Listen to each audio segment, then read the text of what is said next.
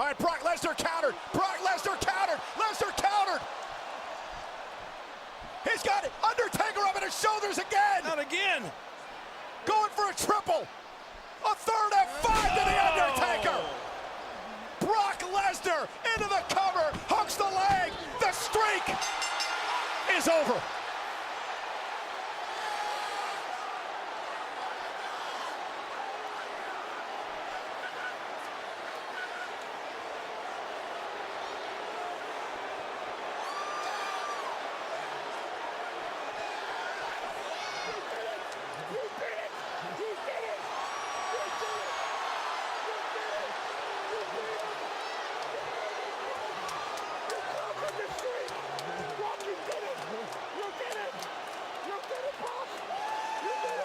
Welcome back to the Stick 'em Up podcast. Brundi, like the intro said, the streak is over. The Carolina Hurricanes have finally won a game in the conference finals after, is this their 16th attempt? They finally did it in a shutout, no less. Oh shit, yeah, it would be 16th actually. Yeah, you're right. Yeah, I got emotional. Going through the intro there, getting it all set up. It goes back to our glory days of watching a prolific streak happening before our eyes, and as it did back then, now here we are right now again. We see a historic streak come to an end. For the better. That's crazy. I mean, depends on who you ask, but a sweep in the conference finals is pretty boring. Like a sweep in the first round, it's like, damn, this team means business. By the conference finals, you want every series to go 6 or 7 games, unless your team's involved. Exactly. You hope it goes the distance. Yeah, I never hope for a sweep after the second round. At that point, it's like, I just want to see good, close hockey. Unless, of course, my team's in. Then it's different. Yeah, it's definitely not as earth-shattering as the last major streak we saw end. So, but we will get to the Carolina Hurricanes and where they're at now with Florida. But before that, we have finally some actual news that we can confirm and talk about. We've talked about it lots over the last few weeks, but we finally know the news. We finally know the outcome. Braden, hit us with it here. The New York Islanders named Matthew Darche as the general manager and executive vice president of the New York Islanders. He was previously the assistant GM to Julien Brisebois in Tampa Bay. I don't know how much the assistant GM has a hand in a lot of the stuff, but on the side of like not on the ice, like the GM stuff, a lot of the business stuff, Tampa Bay's done incredibly well over the past decade and a bit. So this guy, as far as I could tell, he's learned from some of the best, and I think he's going to be great for the Islanders. Of course, this does mean they're not going to be bringing in Brendan Shanahan, so we're keeping an eye out on where he might end up still, but Matthew Darche, I think he's going to be a good fit for the Islanders. I think they had a couple sketchier names out there for guys they could bring in, and I think they got the best. They went with the best option that was rumored. Yeah, so two things. First one, you said right away, obviously, being named executive vice president, that does mean, Brendan Shanahan won't be brought in because there's no role for him now. Secondly, everybody was so in on like, Ken Hall and fucking what's his name with Montreal Bergevin and Mark Bergevin. Peter Chiarelli, Lou Lamoriello come back. It's like those were names thrown out there because they're the big names. There was numerous rumors about, and this isn't just us. This is just the wider general public. They were interviewing numerous people, but you only ever hear of the big names. Back when, from what I can remember, when San Jose was interviewing GMs, Mike Greer wasn't really talked about much because he wasn't a big prolific name. He was kind of like, he's one of the lesser candidates, but he got the job, and now he's, from what I've seen, a top 5 GM in my opinion. If you want to argue with that, well, go argue with the wall, because your opinion is irrelevant in that, because he is fantastic. But this is exactly the way it was pretty much always going to go. The Islanders have been in that position where they're seeing what other teams are doing in a similar position to them. And it's now they're like, okay, this is what we need to do. We can't, if we bring in an old timer, a guy that's been around the block, a guy that's been doing this for years, we're not moving forward or backwards. We're staying exactly where we are. And that's, I mean, you do have the first overall pick, but if you didn't, it's a middle of the pack team. It's a team that's not progressing in one way or the other. Doing this, you now bring in a fresh mind, a new guy that hasn't been in this position, and you say, hey, with the general manager job, with the executive vice presidents, we're giving you the keys to the kingdom here on Long Island. Here you go. Take it, run with it, build us a contender. And I mean, from the guys out there in that position that they could have gone with, I don't think there was a better option for them. And I think they absolutely smashed this out of the park. We're not even into the offseason yet, but the Islanders are already looking into being in a position where they're going to end up having one of, if not the best offseason. And yeah, it starts when you win the first overall pick out of nowhere, sure. But outside of that, it starts right here with this move. And you've now got a guy in a position to lead this team into the future. And you go from there. So I don't really have much to say on it, but overall, I love it. It's a great hire.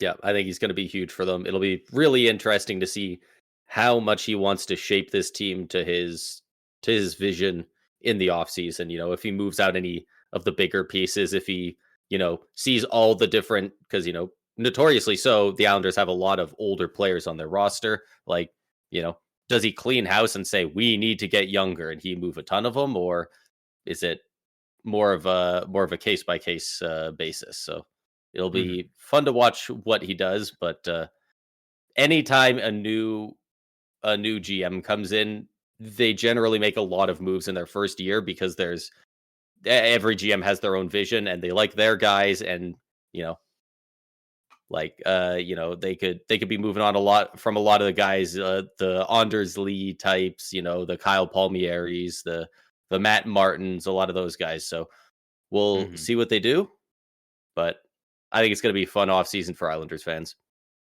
Yeah, couldn't agree more. And the last thing I'll say on this before we move on, because again, all I can do is just sit here and pump their tires and say how great this is.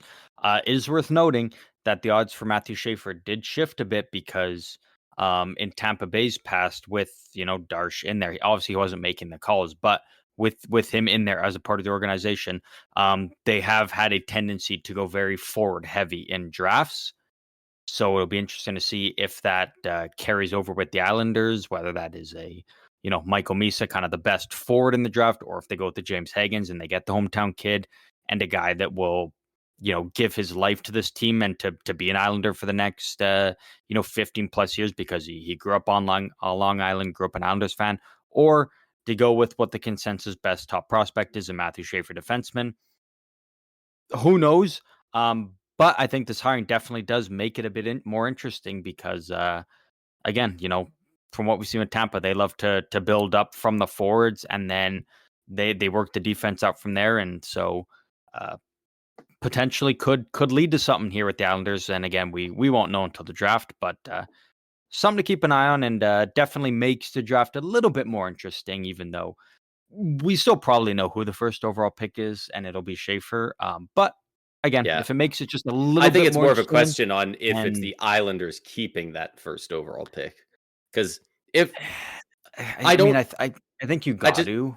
I just don't see a reason to pick somebody else at first, because like San Jose, if you just want to move down one to second, you could get some extra stuff, and you could still get whoever else you want to pick, assuming you want a guy other than Schaefer, because that's what San Jose is going. But that's the thing. If you trade back, it can literally only be to second. Because as much as I love the whole, but even then, James Higgins, the hometown kid, you need to just take the best player available. And if you're going forward, you just take Michael Misa, and that's the thing, right? If you trade back, it has to be just to number 2, because you could just take Misa at 1, and everyone be like, okay, yeah, fair. You're building out your forward core first, and then you're going to work on the back end, and no one's surprised. But if you trade out of the top 2, like if you move back to 3rd or 4th, in my opinion, and again, from what I've said numerous times, my opinion doesn't mean much, but I do believe you are getting a much lesser value prospect as opposed to being a 1 and 2. No disrespect to the other guys, but I do believe it's a clear 1 and 2, and then the rest, right? Like you can interchange pretty much everybody from 3 to 8. So Right. it's basically you trade with San Jose or you take who you want at 1.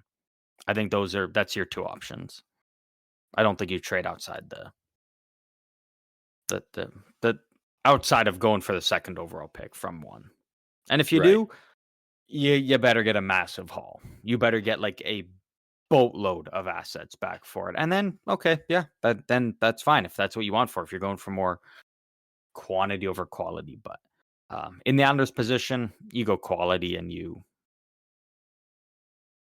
run with it. Yeah. In my I could opinion. see the Islanders maybe going like if they really want the hometown kid and they go for it. Shit, what's his name? It completely James erased out of my Higgins. mind. Hagens. If they really But you want need to get Hagens, you need to get a haul back is what I'm oh saying. yeah. Though. And Like it needs to be there's worth it. one or two teams that have a good basis for the trade. That being both Nashville and Philadelphia, because I think Hagens is going to drop outside the top 4, and Nashville has fifth overall pick. Maybe Utah's Philadelphia a has tough one. 6th. Both those teams definitely do have the assets, 100%, and I could see a deal working. It's just Utah's such a wild card because we weren't expecting them to be in this position, and so I don't know if necessarily if they're valuing a winger or a center, and if they're going center, which center do they value more? Right. And in my opinion, Hagens doesn't make the most sense to them because I already have a guy like Logan Cooley. You're better off with more of a more defensive minded center who can be your second line center of the future. But Utah's a new team. They're a weird team. They're trying to shape it their own way.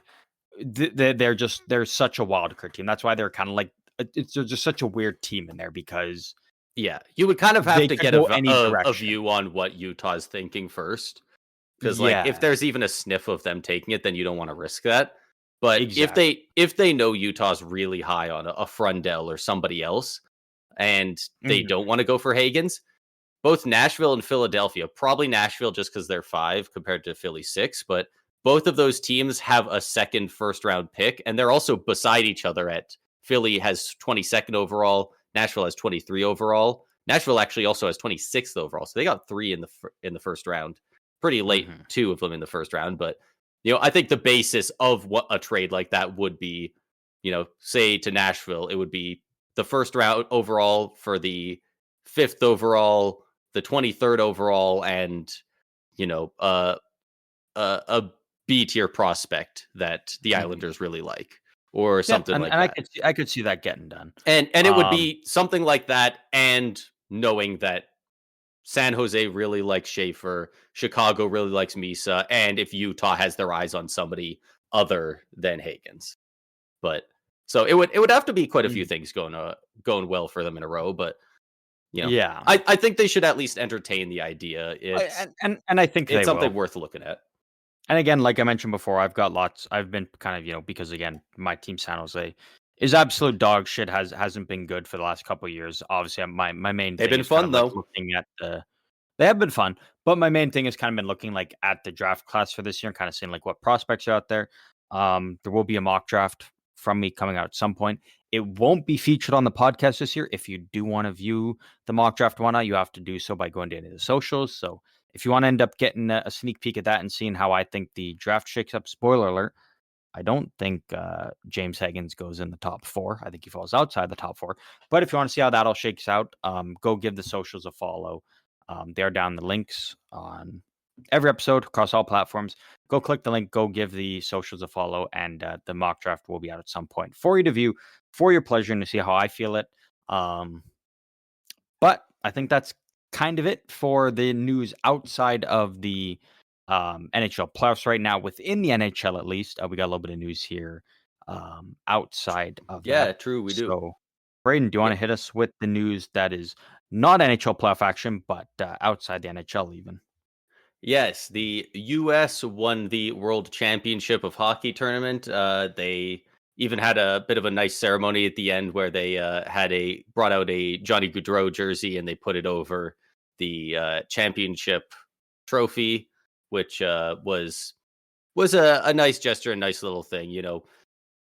It's funny because a lot of people are saying this tournament doesn't mean as much, and obviously it's not the Olympics. It's not even the Four Nations necessarily, because there's so many great players that didn't go because you know the playoffs are happening right now. Like, this is the first time Crosby has ever gone to this tournament, and at I get that, like, a lot of people were, but at the same time, it is a lot of Canadian hockey fans, like, burying the tournament after Canada gets eliminated. So it's genuinely very difficult to get a gauge on how much people really care, because it definitely took a nosedive after Canada got eliminated. So there's a bit of that bias, but either way, there were still great players that went to this tournament for a lot of teams, and the US did still end up winning. So the first time they've won it in 92 years, which is kind of crazy. But And that's congratulations the to them. thing, right? Like, first of all, yeah, congratulations to US, but it's also weird when, like, again, the biggest thing right now between US and Canada is like anytime US wins anything, it's like, oh, hockey's our game. It's like, again, it is a big tournament, but compared to other things, it's like it's not a best on best tournament, and also it's your first time winning in 92 years. Like, maybe hold off on the hockey's our game and win it in the next 91 years, and then we can at least entertain that. But going 92 years without winning this tournament, like, you can't win this one and be like, oh, it's our game. Especially considering, again, like, no offense to, Switzerland, but you beat Switzerland 1-0 in overtime. Like, you didn't even dominate the tournament. And that's what I do like about this tournament, is it's very close. And shout out to, Denmark for knocking out Canada. Like, that was an incredible comeback to win that. Shout out to Switzerland. They Switzerland for getting to the final. they Huge. came all the way through. They did have a bit of an easier path because, like, they didn't end up playing Denmark. Like, Canada had a clear run to the finals. He got a little too cocky, lost that. But yeah, congrats to the US for winning this tournament. Shout out to Tage Thompson, game winner in it. Definitely made his case for why he should be not only considered but on the US team going into the Olympics next year in 2026. I think he should be on the team. He got Well, if Kyle Connor's getting gold healthy medal scratched, goal. surely he shouldn't be on the list then. Yeah. I don't know what they were doing with that, man. I don't think anyone knows, honestly. I don't think the coaches knew, but I think Tage Thompson definitely made his mark on why he should be on this team, why I think he will be. Yeah. But yeah, all I can say is congrats to the US on this, and I look forward to their battles with Canada, next year in the Olympics, because again, that's another best on best, and it's not gonna be the same as the Four Nations. Let's put that out there, because I know everybody's like, oh, rematch 2.0. It's gonna be a rematch, but it's going to be very different because it will be international rules. It's not going to be, just straight up NHL rules like the Four Nations, which There's not going to be a fight off the first face-off. Yeah, I think kind of sucks, because like the NHL rules was like, man, this is gas. Like, this is the way it should be. This is sick. But again, we are getting just best on best in the Olympics again, and that is what matters most. That's what we've been waiting, so many years for, over 10 years for, to be 12 years at that point for. So to get that is going to be awesome. I'm looking forward to it. And yeah, we'll see how it shakes out at that point. Yeah, it's going to be a lot of fun. But I believe that's everything we've got pertaining outside of the NHL playoffs. So we can jump in here and talk about the streak. The streak has finally been broken. The streak is over. 1-15. They've done it. They've won in the third round. This is what you said they had to do to be able to win the series. Not like win the series, but to have a good positive to take out of it after the first two games. Exactly. Yeah, because last episode they were down 2-0, and I think we both kind of were like, oh, it's probably going to be a sweep. And I said, even if it's not a sweep, obviously if it's not a sweep, I said the biggest thing for Carolina is, yeah, at this point now, you're probably not going to win the series, but at least win one game. At least if you go out and be like, hey, you know what? We didn't get swept. We didn't go, 0-16 in our last, 4 trips to Eastern Conference Finals. We at least got a win. That monkey's off our back now. That's not an overlooming thing for us because that at the end of the day, that is a big thing. People say, "Oh, that's not," who cares about that? It's a thing. Whether you want it to be or not, it's an overlooming thing that hangs over you and it exists. So for Carolina to go out there and not only win, but I mean, we had some other priorities tonight going on. We kind of missed the game. But at the end of the day, if you look at it 3-0, that's a good win, regardless of how the win came or whatnot. I know two of the goals were empty netters from Aho and Stahl, but I believe they had a goal called back as well, which we you are right. Actually, I haven't gotten to see the replay or why it was called back. I'm not sure if you have at this point, but no. But at the end of the day, Florida didn't score. It wasn't a Florida goal called back, so Florida didn't get a goal. If you don't score a goal, you're not going to win a game, regardless of what your goalie does. And Freddie Anderson, 20 save shutout. He's looking back. That game. And one of the big things, because like you said, last episode, you were saying they have to win a game in this series. I was pretty standing strong on they need at least 2. A sweep, obviously, very one-sided. 99 times out of 100. 5-game series, still pretty damn one-sided. You get it to game 6 or game 7, now it's like, okay, this was a series. As like that, just that one more win that takes it from 5 games to 6 games, just on the outlook, just feels incredibly different to me, despite it being a single game.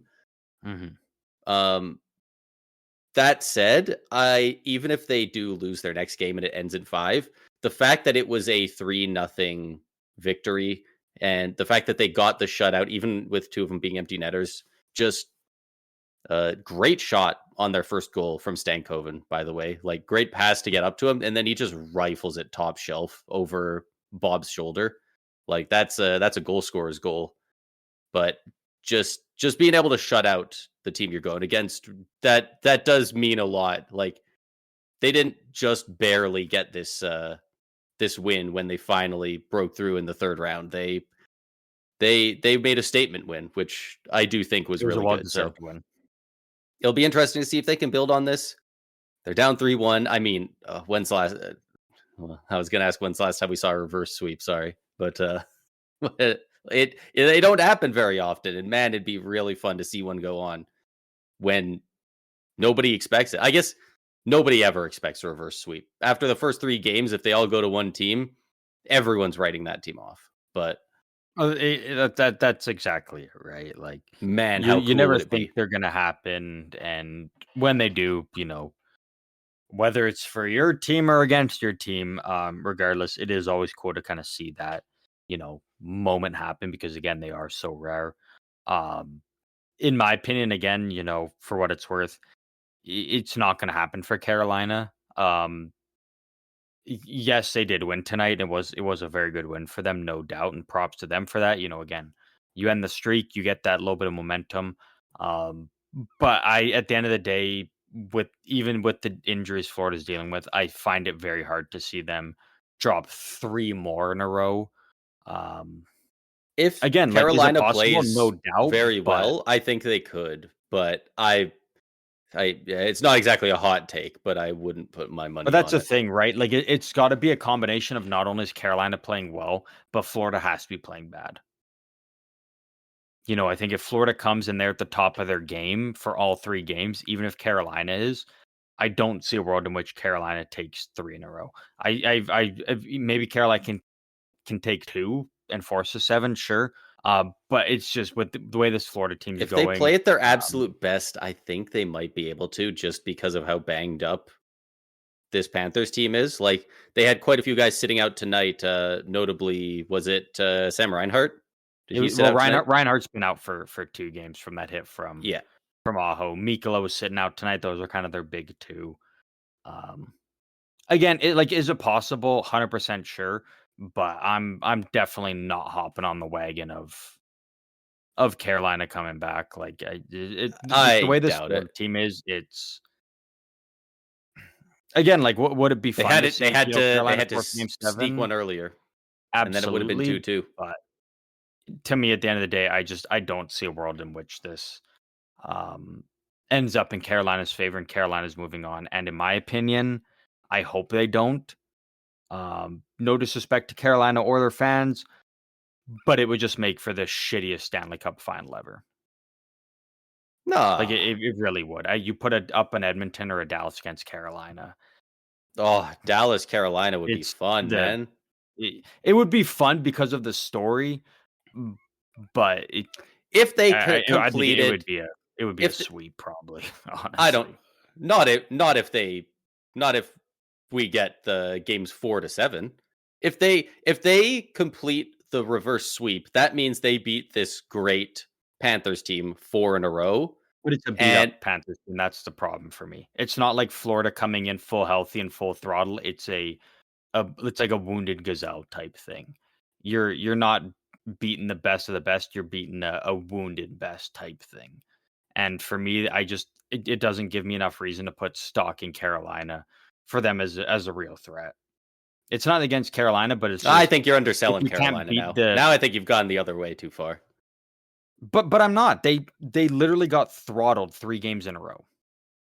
Like they got like absolutely dominated to the point where I couldn't find one single moment in those 3 games where I'm like, okay, shit, Carolina looked like they're the real deal. Like, no. You put them up against a Dallas where Dallas looks pretty bad right now, but I think that's just because Well, of how exactly. good Edmonton is. Dallas has But looked it's not rough even, after the last 2 games. it's Edmonton not looked even bad for the Dallas. first 2 of the playoffs. Like, not every team looks great throughout the entire playoffs. It's who can not look that bad for the longest amount of time. And obviously, those teams, like, I do believe whichever it would be, the Stars or the Oilers, I would pick them over the Hurricanes, even if they completed that reverse sweep. But if they got there, I would not expect a sweep. But now By any you're means. switching up because last episode you said you can't see Carolina, winning with Rod Brendamore. But now you're being like, well, now I can see a path for him after 1 win. So I'm sticking where I've always been I've never been high on Carolina. I did have them winning round 1 against New Jersey because, again, no disrespect New Jersey, but you were beat up to shit. And honestly, in my opinion, the roster you're putting out just wasn't the real deal. And then Washington, I went Washington just because I was like, you know what? They proved me wrong, I think, like 7 times this season where I'm like, all right, I might as well hop on the bandwagon. And then as soon as I do, oh, well, now I get kicked off because the wheels fall off type of thing. But again, Dallas, like we'll get to Dallas and Edmonton. Dallas is down 2-1. And Dallas hasn't looked great, but I don't think it's because Dallas is necessarily bad. I think it's just because how good Edmonton is. Like if I'm looking at realistically, because Edmonton's probably going to the Cup final, not saying they are, but if they do, and Carolina finds a way to come back, like Edmonton's probably just going to roll them. Like if Carolina's having a hard time containing Barkov and Verhage or whatever, like how are you going to contain a McDavid Draisaitl that are back in the Cup final again? All things, they would probably. I don't know if they're playing together right now or not, but they would definitely have to split up Draisaitl and McDavid against Carolina. I don't think they're on the same line. I think they're still rolling the 2 of them on different lines, but I think even just still, because of like, a guy like Jacob Slavin. Slavin can only be out there for one of them, right? And Yeah. now you look at Nugent Hopkins; he's starting to heat up. Zach Hyman, like he's starting to pot him. Again, like is there a path for Carolina to go on and win a cup? Absolutely, like that's always a possibility. But in my opinion, where they're at now and the outlook, even if they do get past Florida, probably not. In my opinion, it's not that I'm underselling them. They definitely have the lowest odds of the final. Yeah, it's just looking at it on paper, by far the weakest team. Yeah, and it's no fault of the players. It comes down to what the GM did, and that goes back to last episode we talked about. If you want to hear the full rant on that, because we actually went pretty deep in depth on that, check it out last episode because we kind of outlined the exact reason of why Carolina's at where they're at, and it's because of the whole Rantanen thing and the GM not doing his due diligence and kind of, taking your best player, and now you don't really end up with. I mean, you get Stankoven, who's kind of been balling out actually. Like Stankoven's been really good, but you'd probably rather be sitting there like we have a Natchez or a Rantanen instead type of thing, and you don't because of what the I GM think did.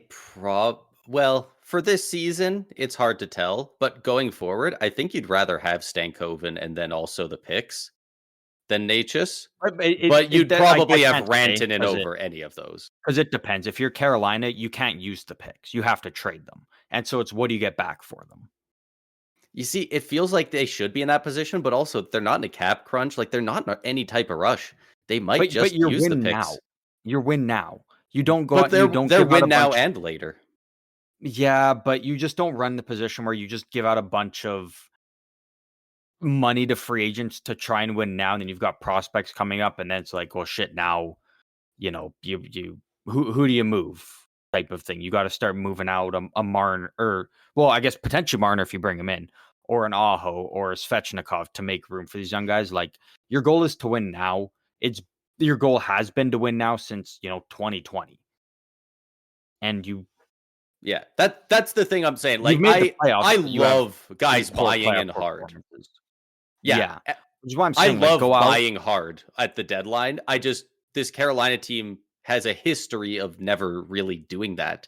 They'll get some guys, but they don't usually buy big. Obviously, that's why they're not winning. They did with Rantanen and Taylor Hall in the same trade, underratedly, but obviously they moved Rantanen because they knew he'd be a rental. And you go out at the deadline and you give Marner a deal, and then you package Dallas's 2 firsts, and you.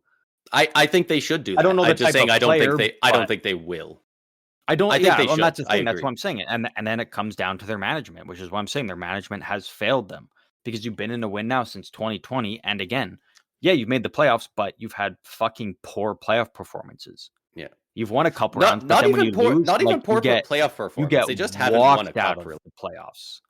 But that's the thing, though, right? Like you make the plus, you win rounds, but it's not like you look at Dallas, it's like, oh, we got to Eastern Conference Finals, but we lose in 7 or whatever. You lose in 6. It's like when Carolina loses, they get walked out of the playoffs, like to the point where it's like we didn't. They get embarrassed out most of the time. It's like at least with Toronto, you went out. Like if in Toronto's case, if I'm Toronto, I'd probably rather.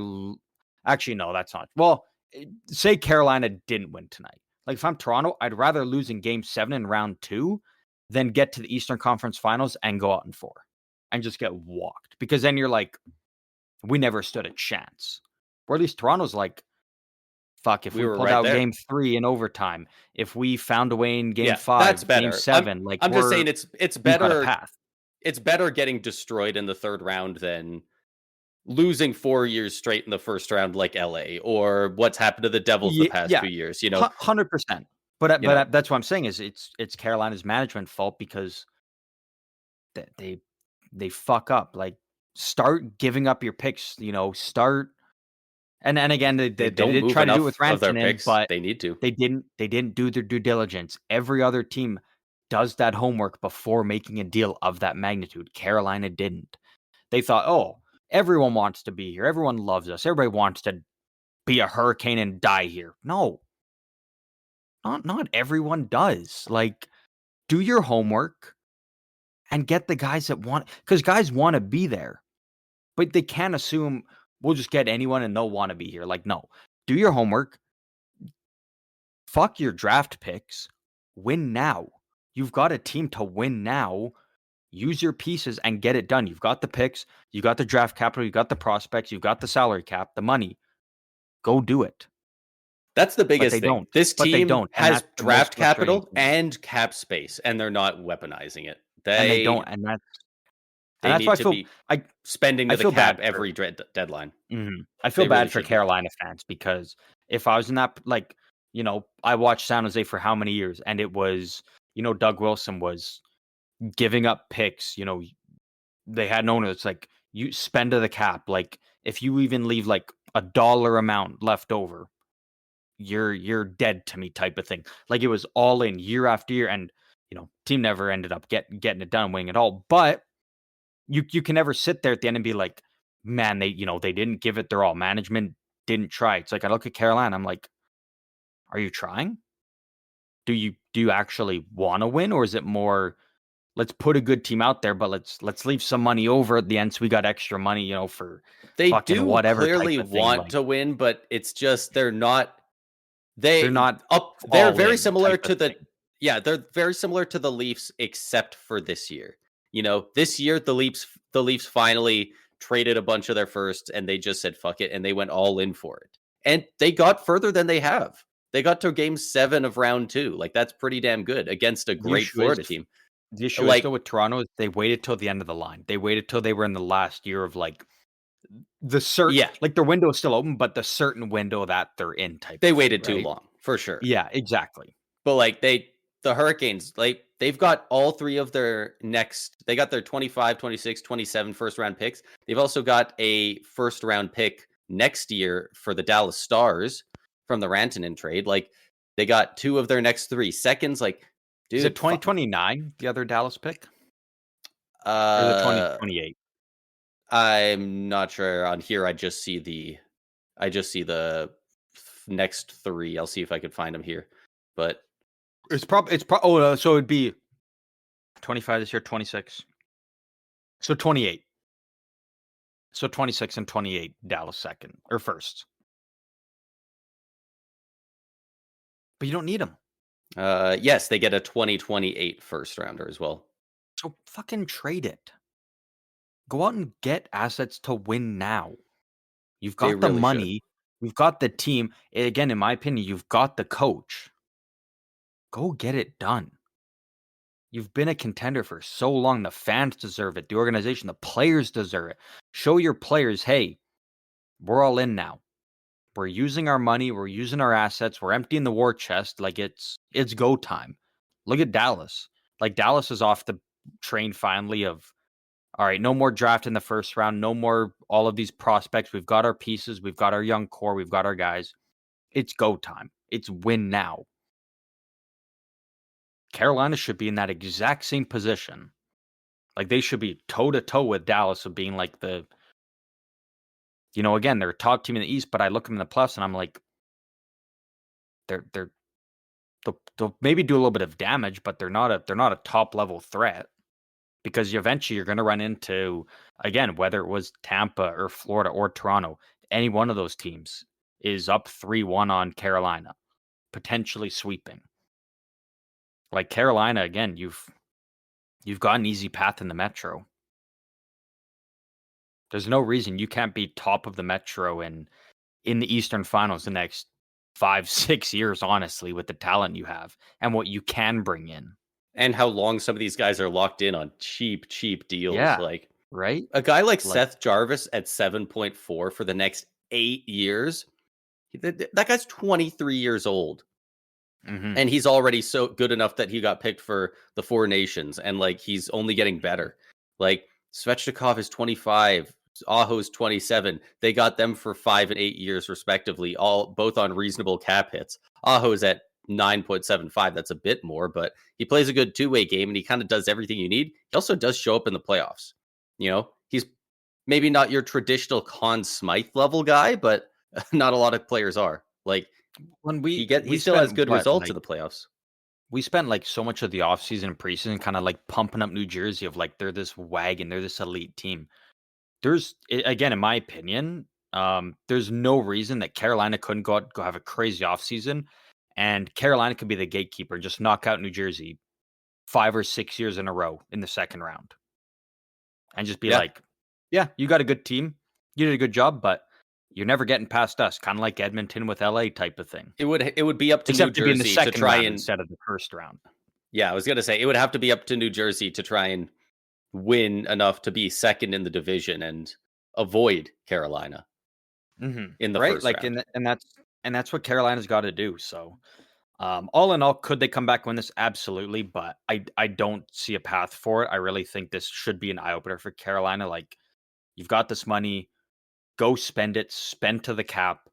Fuck your draft picks. Like, get a just a rock solid top to bottom team, because in the East, there is a clear path for you to go to the Cup final for many years in the future. But if you're not willing to spend the cap, if you're not willing to give up draft picks or prospects, you're not going to move anywhere. Yeah. You're And going to be a great regular season team, but it's never going to translate fully in the playoffs to get you where you need to be. yeah. And this team And is that's coming from a San Jose fan designed. who watched that for so many years. The poster fucking child sucks. team for the team that was great but didn't get over the hump. Like, you ever ask, people, what's the one of the best teams that was awesome and had so much success, but they didn't quite get it? San Jose is generally the most common answer you'll get. It really is, and it sucks. It blows. I Man. imagine it sucks, but at the same time, you did get to watch several Hall of Fame level talents. Like, it Mhm. obviously it sucks, and you'd much rather have a cup. But like, Mhm. you could also be a Sabres fan. Well, Ooh. and that's exactly it, right. That's literally what I go back to. And sorry, Buffalo, but like it's true. Yeah, I hope Fun Buffalo fact, wins someday, man, actually, before so I they can became a have San something. Jose fun fact, before I became a San Jose fan, I almost became a Buffalo fan. And I'm Yeah, it glad was I didn't go scary. down that road. You almost became a Sens fan too. Like, it Jon was Jon you Jonathan had some bad Cheechoo picks there. saved me from years of misery. What a He unit! saved me. I love that So it was shout out Jonathan Chichu and not the Cheechoo. dude setting him up the whole time, the whole season. Oh, well, because I was a fan before. I became a fan like just before Jumbo came Yeah, there. yeah, yeah. But then once Jumbo there, it's like, oh fuck yeah, I made the right call. Yeah. But I'm pertaining to looking at this Buffalo like Hurricanes fucking team, sucking. this Sorry, this Hurricanes team, like, they're set up, everything about them. Next year they should be better. So like they we say really it should. Looking at their team, so many of them are young that most of their players will get better. The players on expiring contracts are most of them you want to move out. Like, sorry to guys like Eric Robinson, you probably don't need him. Tyson Jost, probably not missing him too much. Orlov, you're not missing near as much as you thought you might. Brent Burns is becoming a UFA. If you bring him back, it's probably for cheaper. Freddie Anderson's coming back. Guess what? He signed his extension. It's at a discount. Taylor Hall's coming back. Guess what? He's at half the money you're paying him now. They're getting back like basically the entire same roster, except some of the guys are coming back for cheaper and young guys are getting better.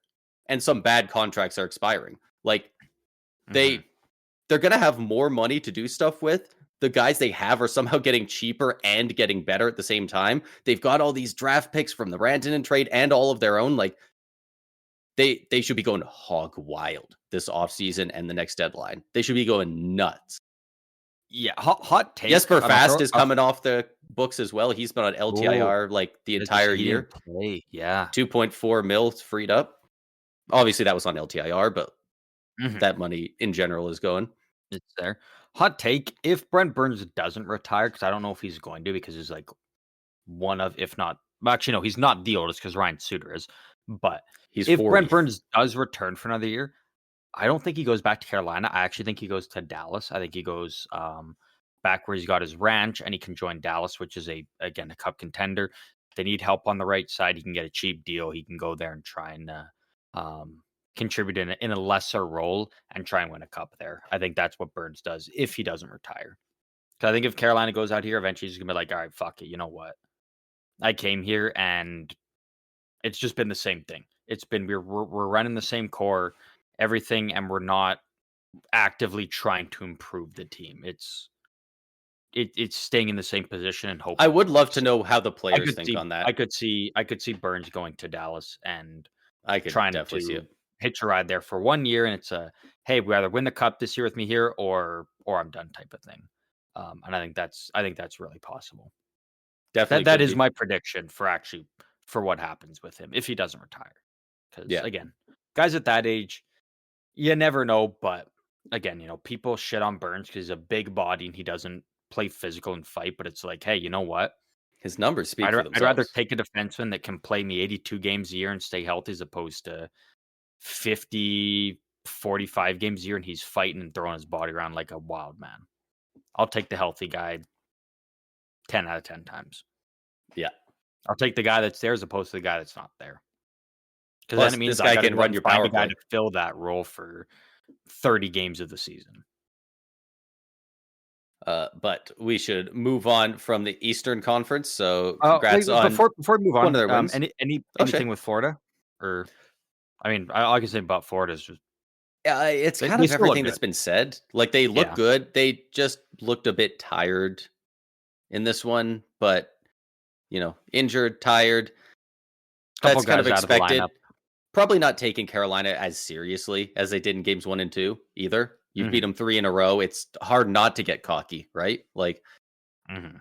there's clips going around of Marchand eating a Dairy Queen Blizzard in between periods How that I sick is saw. that, though? Like That's such a baller move, man. People are it like, "Oh, he's is a so baller cocky." I'm move. like, wouldn't you fucking do the same It's a thing? cocky move. What Like, it's not like he's eating it like tastes like tastes like a shitting hurricanes, tastes like a like shitting on hurricanes. Like what? yeah. No, he's dude's eating a fucking blizzard in the locker room. Like, And if you shit but on Marchand, next time you eat a blizzard, just sit there and be like, "Hey, you know what? I'm a piece of shit. Take that." Like, he's just enjoying a sweet treat when he's playing, honestly, like, fucking being one of the best players in the playoffs this year. Like, if he's eating a blizzard and he's I still balling think the out, Bruins are so dumb for not getting more than a second. well, Like technically a first now, a first in like but what is it it's 24? it's What is gonna it be 2049 or something like that? Like it's gonna be a late first. It's gonna be a late first.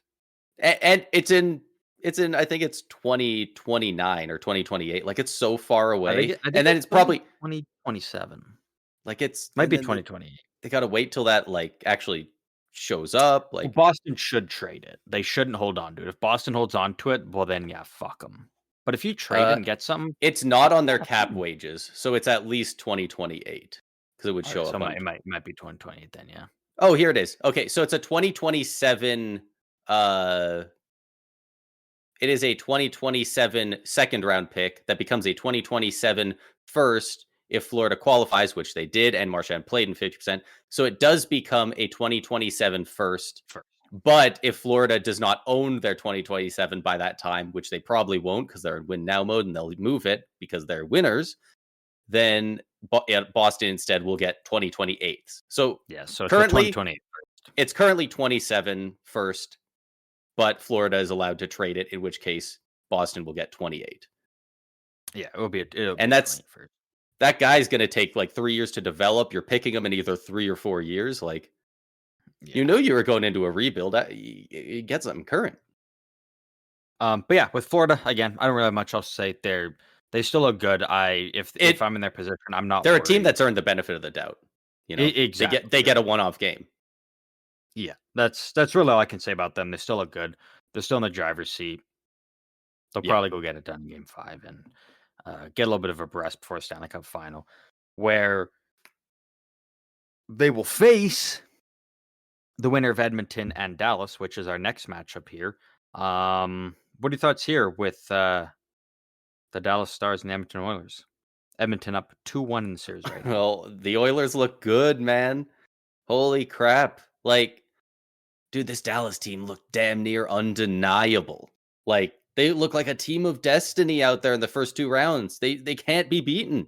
And the Oilers make them look pedestrian. Like, they don't look good even really against this Oilers team so far. And I don't even know what it is. Like, they just this Oilers team is unreal. It goes back to what I said, and objectively, if you just look at the teams on paper, what are their rosters, what are their players, their lines, Dallas is the deeper team in terms of talent-wise on paper, but that doesn't always translate to the game on the ice, and Edmonton has proved that by, honestly, in my opinion, winning. I'll say 7 out of 9 periods because I think you could argue that Dallas stole one in the game 3 there, but like game 2, all Edmonton. The first and second period of game 1, all Edmonton. Dallas got the third period in game 2 or game 1, sorry. And then in game 3, I'm just kind of leaning that I think Dallas takes the cake in the second period, but if you want to say Edmonton, I'm okay with that. I'm not going to argue it. So, whether it's Edmonton won 8 out of 9 periods or 7 out of 9, regardless, they've dominated. And Stuart Skinner has looked great. Now 4 wins in the Stanley Cup playoffs, posting shutouts in 3 of them. His other win only allowing 1 goal, right? Like prior to that, Skinner's thing was he either puts up a shutout or he allows 5 goals against, which is kind of scary. But now it's like, shit, he's won his last 4 wins. It's 3 shutouts and 1 goal against, where Dallas had, I don't know their final shot total, but it was something ridiculous. I don't know if you've seen this, but on the chance you haven't, what if you had to 34 guess? shots for Dallas in game 3, by the way. So Okay. pretty good.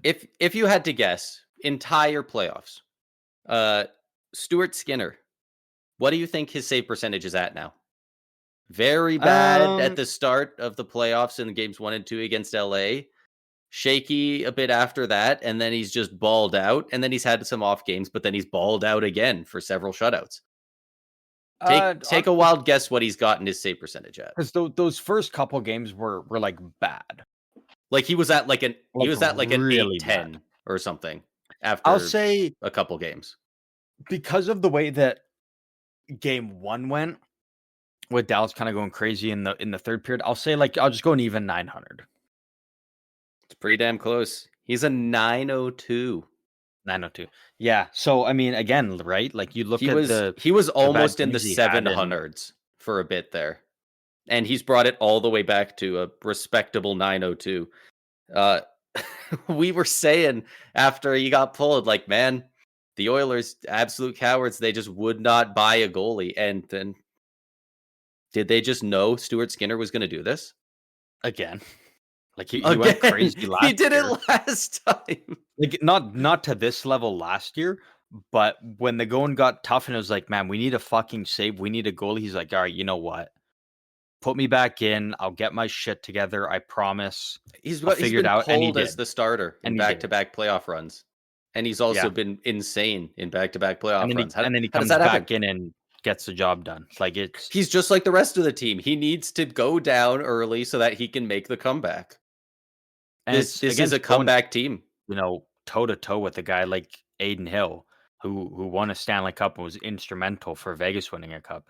Jake Ottinger, who hasn't won a cup yet, but has been one of the better playoff goalies of the last few years and shows up in big games. And he's been getting just railroaded by Edmonton's offense. Yeah. And Stuart Skinner, even with getting railed by Edmonton, Ottinger still at a 906. He's still got good stats despite the last 3 games. And Stuart Skinner comes in and he's that guy. He's that dog. He gets it done. And again, that's just what Edmonton need. They just need a goalie that you can now get. Again, you can get comfortable behind. You can start playing the way that you were playing when you had Calvin Pickard in that, right? Like it's kind of weird. Edmonton was playing with more confidence with their backup in, but getting your starting goalie back now, and he's feeling hot, he's feeling good, and you can play that confidence in front of him. Again, great Dallas team. Like, could Dallas come back and just win 3 straight and win the series? Absolutely, because this Dallas team is that good. I said it before. I said if Dallas goes on to win the cup, they genuinely might have the most impressive playoff run out of any team ever, beating that Colorado team, beating the President's Trophy winning Winnipeg Jets. You beat the Oilers in McDavid, the Western champs of last year. And then if you go on and beat the Panthers, the defending cup champs, like you can't ask for a more impressive resume winning the cup than that. And this Dallas team could do it, but I mean, fuck, you got some work to do, through every aspect of your team, honestly. Like, does Jake Ottinger need to be better? Absolutely. Has it been his fault? No. But your forwards fucking suck right now. You're not getting the goals. You're getting lots of shots, sure, but Carolina's proof that doesn't matter how many shots you get, you need to get goals. The defense is getting torched right now, and I mean, all you can really do is kind of like try to fend off McDavid. Like, can you hold him off for a whole game? No. Just nobody has. Nobody's found the secret sauce to do it. Like, it's crazy. And I don't think anyone will. Like, that's no. just the way it goes. But the one thing I will say for Dallas, and I think it's your saving grace, is the fact that you do have Peter DeBoer as a head coach. Again, he doesn't have a cup. Yes, he has a lot of losses in the Western Eastern Conference Finals. That is a fact. But I think he is a coach that can rally the troops when the going gets tough and be like, hey, we're not out of it. Let's get it going. You look at the way they were against Colorado, already in a, a deficit, honestly, before the series without Robertson or Heiskanen, and they found a way to get it done.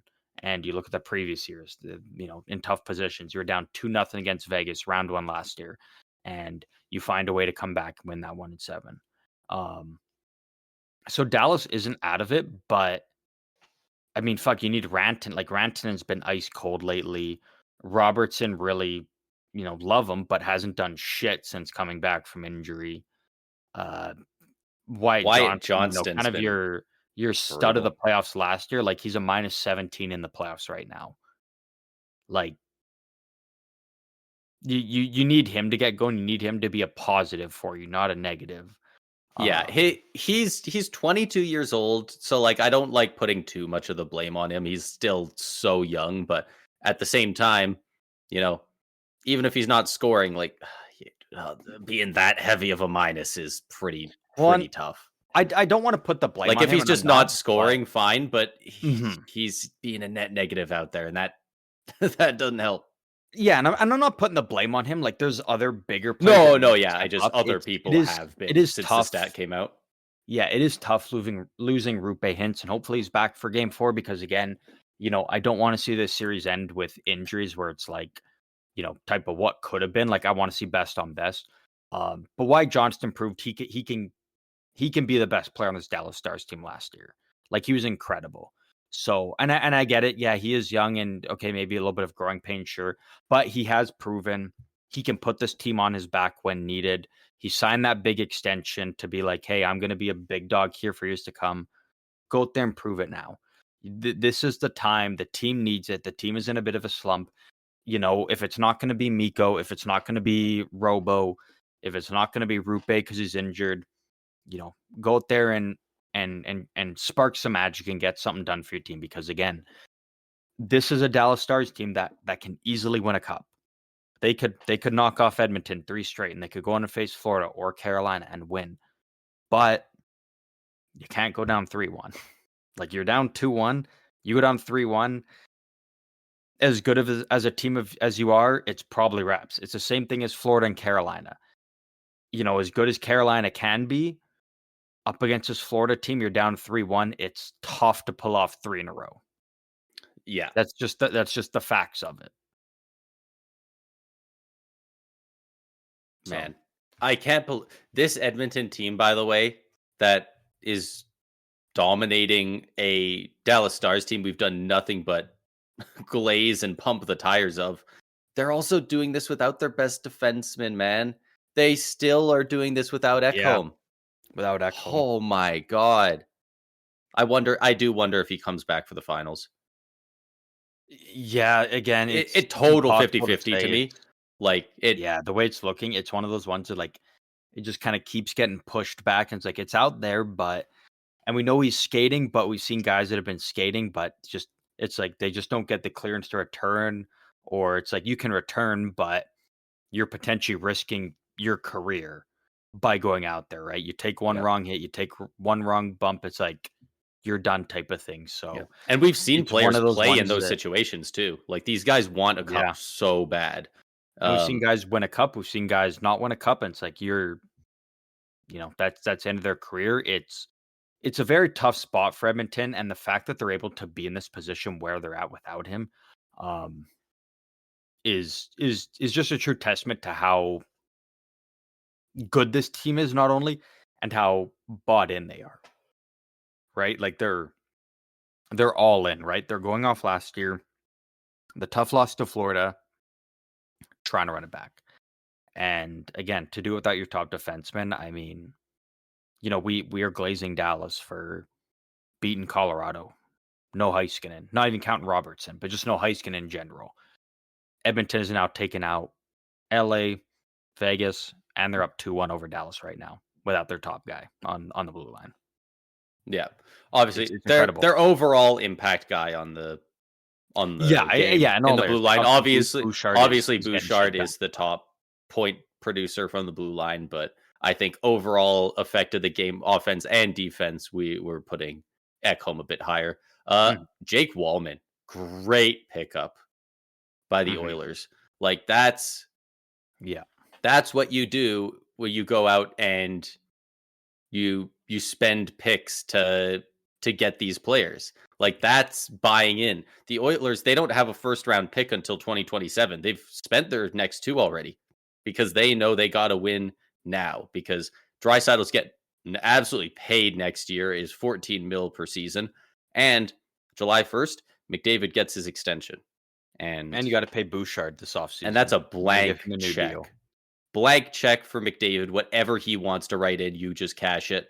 And then Bouchard, fuck, he's gonna make some money. If they went out like in 5 games or even got swept in the first round, it's probably less. But the fact that he dominated the later half of the first round that he did, and now what he's doing, man, that number is just skyrocketing for him. Because again, what do you think it'll be? Say it doesn't matter at the end of the day what you do in the regular season. If you come alive in the playoffs and you dominate and put up numbers and produce, it changes the whole narrative of contract negotiations. And yeah, he very well could ask for double digits. It could be 10. Could be 10 plus based on what he's done here in the playoffs. Again, like in the playoffs. You can look back and be like, game 3, his or was it game 3 or game 4? Yeah, game 3. His big goals and whatnot to tie the game and whatnot. That's a point right there to be like, that's worth it. Potentially save the season right there off the back of Bouchard. That alone right there is enough to argue, 10 mil. Does he maybe want 10 mil? I don't know. Maybe does he want a discount? I don't know with these players, but the argument is there. Yeah, could easily ask for double digits, and at the end of the day, I probably get it because you're a defenseman. I think he's got to get at least 10 at this point. You get paid. That's the way it goes. I'm wondering how much higher than 10 it goes, to be honest. He's currently tied for 4th in playoff scoring. This isn't the first time we've seen him score a shit ton in the playoffs. Like, I don't think it goes beyond 11, honestly. I get that you can make the argument for it, but I think probably not much further than that. Probably I don't ends think. up at 10 and a half, I think. Could be more, absolutely, but realistically, just from what I'm predicting, it's probably a 10 to 10 and a half for 8 years. I could see 10. I could see 10.5 by 8. Sign that all day. Oh yeah, it's guaranteed bank right there. It's a lot of money. In your opinion, what does Dallas have to do here? We can sit here and we can glaze Edmonton because honestly, right now, there's no holes to poke of what Edmonton is doing wrong. Like, Edmonton is doing everything by the book, the way they're supposed to. They're doing it right. What does Dallas need to do to shift the tide here in Game 4 and change the narrative of the series going back to Dallas? Because if you go down 3-1, you're done. But if you're going back to Dallas and the series is tied up 2-2, there's life, there's hope, there's buzz, there's energy. You've got a chance. But what does Dallas have to do to get it there? To get that Game 4 win tomorrow? Dallas, or today, I guess, as the day this episode comes out. Yeah. Dallas, like it or not, you are in a series with Connor McDavid. That means whatever your game plan for the forwards lines and the defensive pairings, whatever you used it works on the other teams will not work here. They need to swap around the forward core, especially, a lot. They need to put whoever they deem the 3 best defensive forwards together and staple them to McDavid when he's out there. They need a pure shutdown line. I don't care how much skill it is. Whoever the 3 best are at shutting people down need to be out there against him. And then you need to try and win the depth scoring race, which will still have guys like Rantanen, Johnston, Sagan, Marchment, Granlund, Duchesne. Like, they'll all still be in there. Fuck, you rattled them off quickly. That shows how good their depth is. Yeah, like, it's not. I didn't name their captain. I didn't name Robertson. Like, they've got so many guys. And that's the boon of this team. You have the depth, and that's what needs to beat an Oilers team like this. They got to find whoever even if it's not the best defensive guy, maybe you just have to find the fastest guy on your team. And the guy who can keep up with them is just, I don't even care if we have the puck, just go stand and stare at McDavid while we play 4-on-4. And just don't allow this man a second alone with his thoughts. And Florida gave the do that. blueprint. And you know what? Do the same fucking thing with Draisaitl. Because he's about a point per game, 1.5, 2 points per game in the playoffs as well. Do it for both of them and try and score however much time on ice per game that is left over when they're not out there. Well, Like, and again, like, you can't take risks when those guys are out there. Florida gave the blueprint last year for how to beat Edmonton. In games 1-3, it's you shut down McDavid and Draisaitl, you give yourself a really good chance. But if you fall back a bit and you give them that opportunity, they're going to take it, they're going to run with it, and they're going to shove it down your fucking throat. And that's what Edmonton did in games 4, 5, 6 last year. So I completely agree. If you're Dallas, you've had a lineup, it's been working so far, but you need to change it. It's not a team where you can run a regular lineup. You always got to be making adjustments. You got to be doing the line matchups and what works. And what works is, again, whatever combination, probably going to be, honestly, Robertson, because he's not going to score outside of anything. So you might as well just put him in a defensive role. Robertson, I don't know whoever else, but you put whoever else with him, and it's, you go out there and you shut down McDavid, you shut down Draisaitl and whatever, and that's your job. If you get some goals, you get those offensive zone opportunities, and you capitalize on them, great.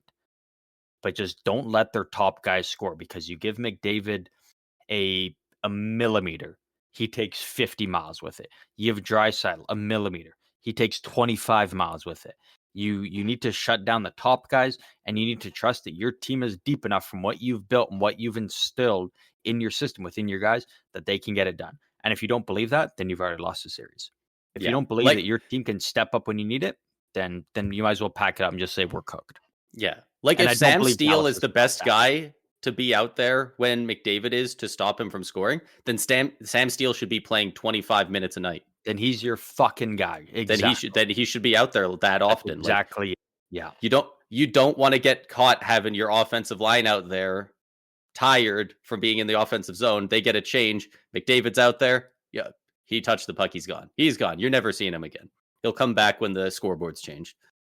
Not only that, they can't take as many penalties as they have been, because there's, I don't remember which game. Was it game 1 where they just kind of threw it away with all the penalties?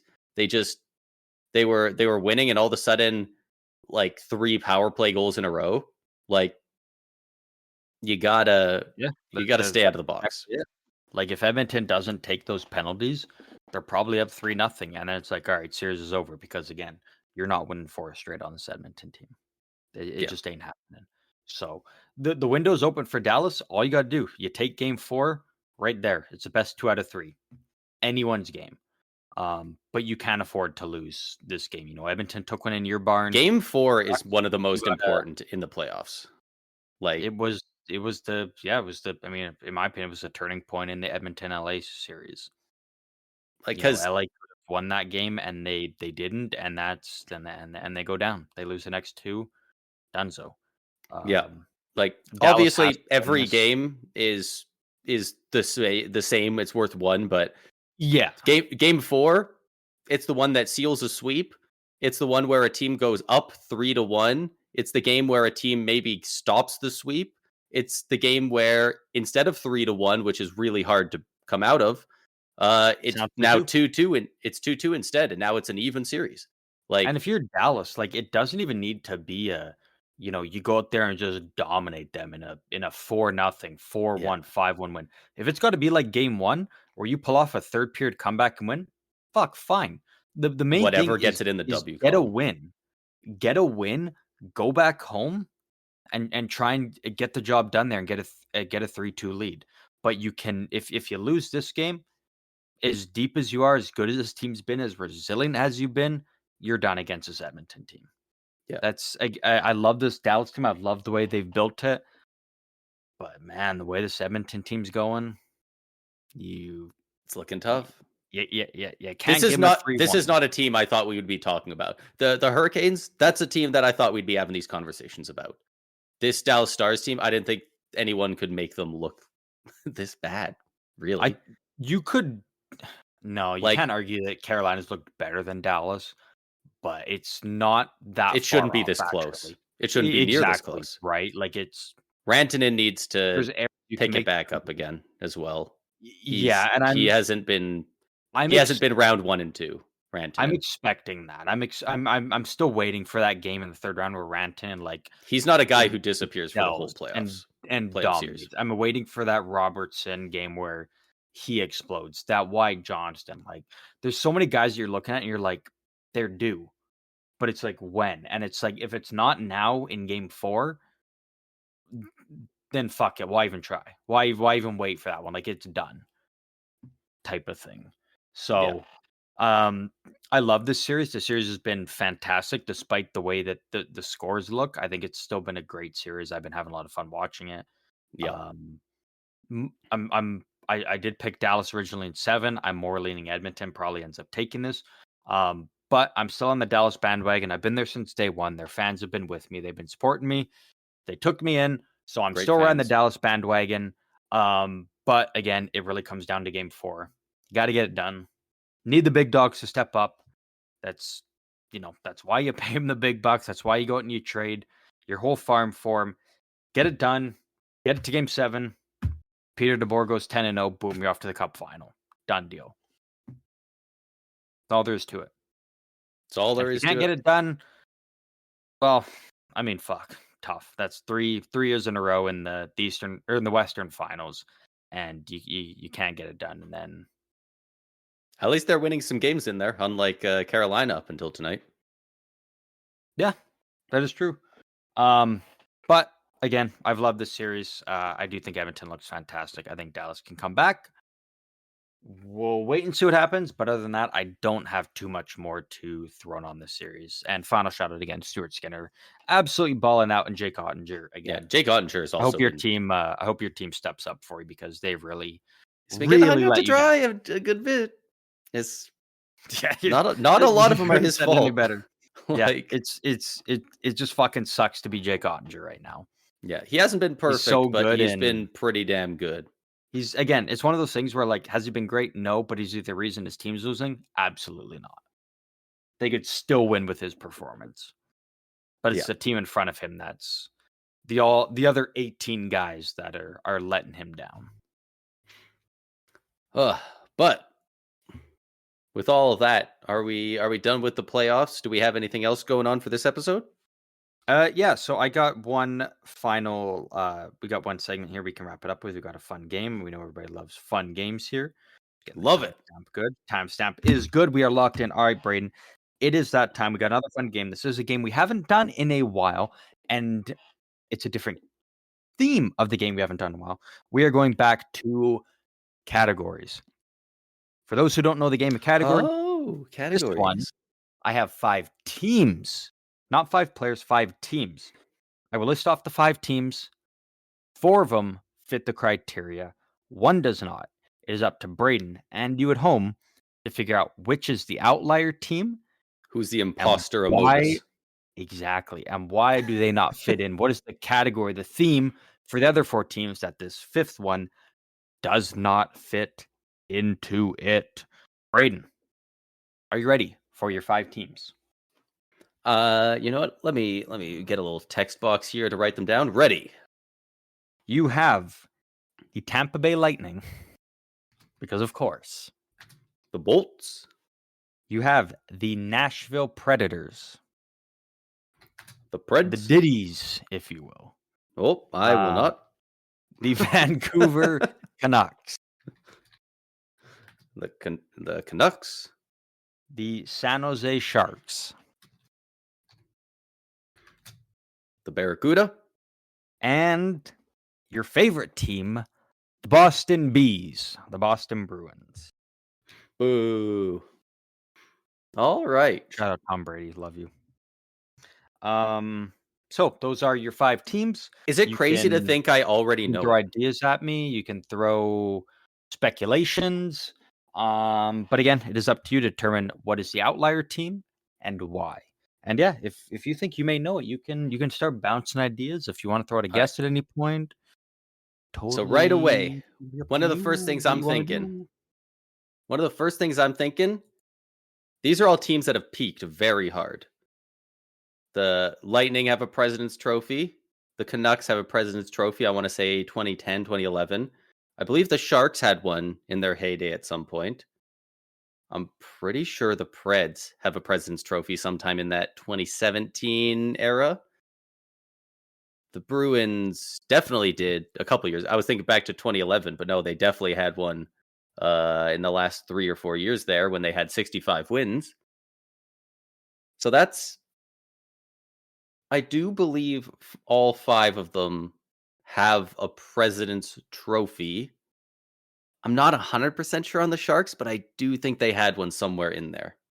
Maybe 2012, 13, somewhere in those mid 2010s. But there's also the fact that the Bruins and the Bolts have both won Stanley Cups recently. The other 3 have not. I was kind of hoping it was going to be President's Trophy winning teams, but one hadn't won a cup. I mean, I'm just gonna egg you on with whatever idea you have. Whatever you start throwing out, this is gonna be like, you make a good it's point. brutal, man. All of these teams have lost You're doing recently good. in the Cup final as well. Holy crap! Sharks and Preds to the Penguins, Bruins to the Blues, Bolts to the Avs, Sharks to the Penguins as well. They've all been to the Cup final in the past at least 15 years.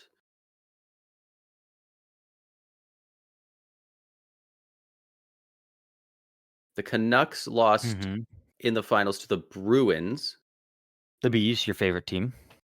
Shout out Bees. You love the Bees. I don't. I prefer the Birds.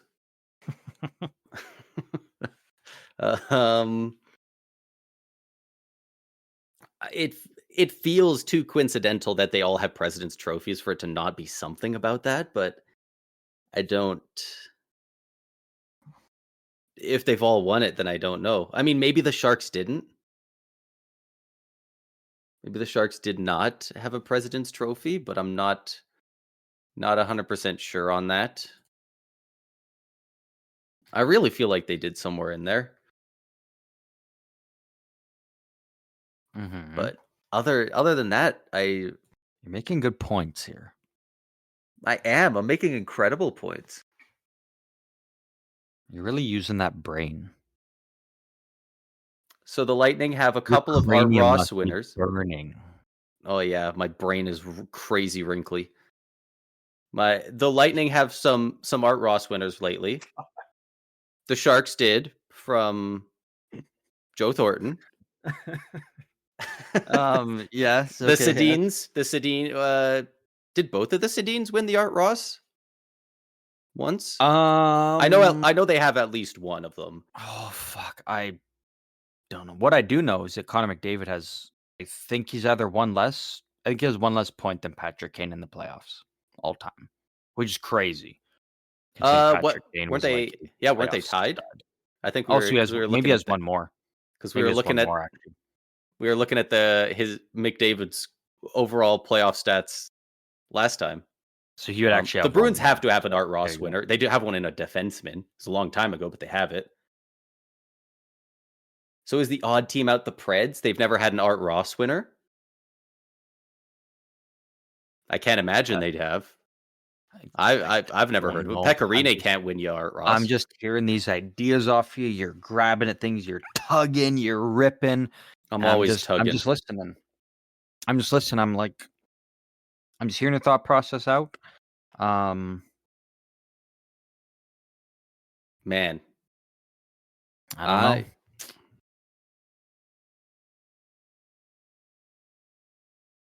Was I will have tough. to press you for an answer here, though. Yeah, that's definitely fair. That's definitely Remember, fair. though, you are more on the team aspect of this one. Okay. Okay, I appreciate that. Probably not the Art Ross one then.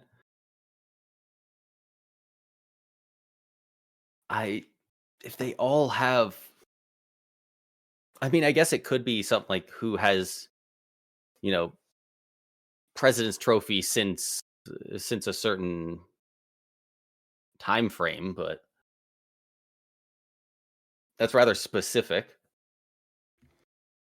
If it's something dumb like the Lightning name doesn't end in S, like, I swear to God.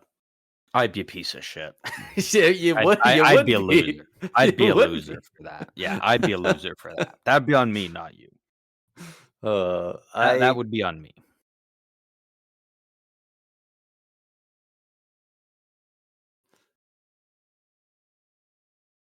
There's so many of those similarities in there with So many little wires finals. everywhere.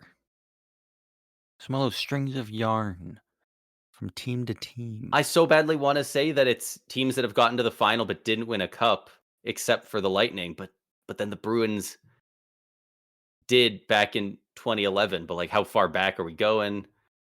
I mean, they literally won it, so I don't think it can be that. I can only find similarities where it's all of the teams. It's not just some of them. Do they have like back to back conference final runs or something? Like, even that's a stretch. I can't even really come up with a good guess that I just want to throw out there to figure out Remember, the answer, because you do always have a hint that is available. I think I got to use the hint. You lose those cool guy points, but I really want my it makes street up if cred, you get but it done. If you get the job done. I think I have to go for the hint because I can't even come up with a good guess for what it is, because everything I've thought of, it applies to all 5 teams. Unless I put like a very arbitrary timeline on it, like in the last 13 years. You were on the right track with President's Trophies. Oh, that's big. I didn't really have a hint written up, but I'll throw that one out there, and I think that can kind of narrow you back in on somewhat of a trail for it. Okay. I think I can narrow you back into a direction where you need to be, sort of idea. Okay, so it's about something to do with President's Trophy. Oh, you know what? Okay, I'm starting to see something. Okay, I've at least now got a guess if I can't come up with something better. Okay. This could be an easy one. Could be a hard one. Did any of you them never not win the know. Presidents? I know the Canucks did. I know the Bolts did. I know the Bruins did. For sure. 100%. The Preds and the Sharks. I think the Predators did at one point in the, like, around 2017-ish. The San Jose Sharks, I think they did, like, right before 2010. Sometime in there, when Tampa was going through their big old rebuild. I can't confirm or deny any of your suspicions. I'm just throwing out gonna go for it speculation. here. I'm gonna All go right. for it. I do think both of those teams also got President's Trophy, so I think it is all 5 are President's Trophy winning teams, and the Canucks are the odd team out of these President's Trophy winners because they are a Canadian team. They are not an American President's Trophy winning team like the other 4. Final answer? Final answer. He's locking it in. I had to For all lock those in at something home? at some point. I took too long with it. For all those at home, lock in your final answer. Buzzers going, pencils down. Put it in Pencils the envelope, pissed seal at it. you. Send it off to Teachers Bill saying, Daly. He's going to read on TV. Yeah, teachers collecting the sheets and telling you to sit the fuck down and Heads get up, ready for the thumbs answer up. here. Is it? Oh, it was heads down, thumbs up. Yeah. Yeah, What a let's play great 7 game. Up. Man. Kids today are missing out on that shit. Missing out. Well, you were right. All 5 teams are President's Trophy winning teams. And to confirm your suspicion, San Jose, you said before the 2010s, they were 2009. And you said Nashville around 2017, they were 2018. All 5 teams did win the President's Trophy. The Nashville Predators were the odd team out, as they were one of the only, well, out of these 5 at least, they were the only team since the lockout era to win the President's Trophy and not lose in the first round. San Jose won the President's Trophy in 2009, went out in the first round. Vancouver in 2012, also winning it in 2011, but in 2012, they went out in the first round. The Boston Bruins in 2023 and the Tampa Bay Lightning in 2019. Nashville won it in 2018, but they went out in round 2 to the Winnipeg Jets, of all teams, actually. Huge. Damn. So you were I on would the right track with President's was in Trophy. the Like, you were area right with in it. there. I would not have got that, even with more time, just because I forgot the Canucks won the President's Trophy twice in a row. And I knew I was pretty sure they that's why won I it in slid them in there. 2011. And in 2011, they notoriously went to the Cup Finals. So Yeah. I I threw it definitely in there wouldn't have been to be a thinking about that. bastard. I threw it in there to Oh. be a major asshole, and I've done I tricked you pretty with it. well on a lot of the other games, but this You have. this grouping, this categories game has been rough. The It's a tough categories one. it is the toughest one we have that we've got. It is by far the toughest game that's out there, because there's really not a whole lot to go on. You got one hint, but it's really just your brain, 5 things, and it's you work them out. So I definitely do not fault you on these, because again, like, we make these we make them tough out here. That's what we do. I feel like I do good on a lot of the other things we do about like this. So you know what? It's good. It's good to get a little humbles you. humbled every now and then. Yeah, yeah. We love a big fat slice of humble pie. But that will wrap up this episode. That is all things around the league right now, the latest news, all the playoff talk, the fun games at the end, all of that fun stuff for you guys. If you like this episode, if you want to talk hockey, again, like I mentioned earlier in the episode, we do have a special little mock draft from me coming. I don't know how we're going to produce that, put that out there, but It'll definitely be going up on the TikTok at some point. Yeah, it'll probably be on the YouTube as well. Go check it out over there whenever I don't we get fully that out. know how we're gonna fully format it, but again, it will not be, on the podcast here.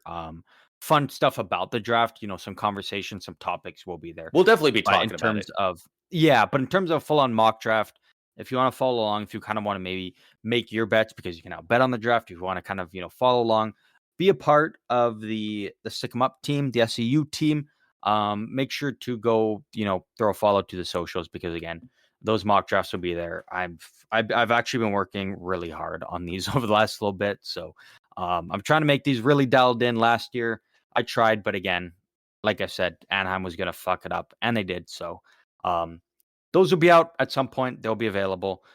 So keep an eye out for those. But again, if you want to talk hockey outside of the draft, just within the playoffs or anything else around the league, you can do so by going to any of our socials. Again, the links to all the socials are down in the description across all episodes, all platforms. Braden, as always, everybody's final segment, your final thoughts. Final thoughts? We got 2 teams that went to the Stanley Cup Final last year in both the East and the West, making the other team look trivial. Carolina looked better tonight, but over the series, it's been kind of rough for them. I'm hoping that these 2 underdogs can bring it back and make it a fun series, at the very least. Even if Carolina doesn't complete the comeback, man, if they push it to a Game 7, how much did that change the narrative going into the finals? Like, Yeah. The Panthers going into the Cup Finals in a sweep versus staving off a reverse sweep in a Game 7. Even if that Game 7 is 6-0, it's still like, damn, they got pushed to the brink and they had to get scared to win. Like, And I want for to see those these saying, series go long, "Oh, go the distance. you know, Florida was just taking light and breezy." If Florida won tonight, Edmonton, Dallas goes to Game 7, which it very well could. Florida would have the potential for 12 days off. That is a lot of rest for those guys that are getting beaten up in the playoffs, and that is something Florida would have definitely wanted.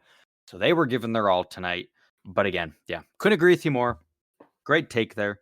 Once again, final time. Hope all of you enjoyed once again. And as always, we'll see all of you beautiful people out on the ice later this week.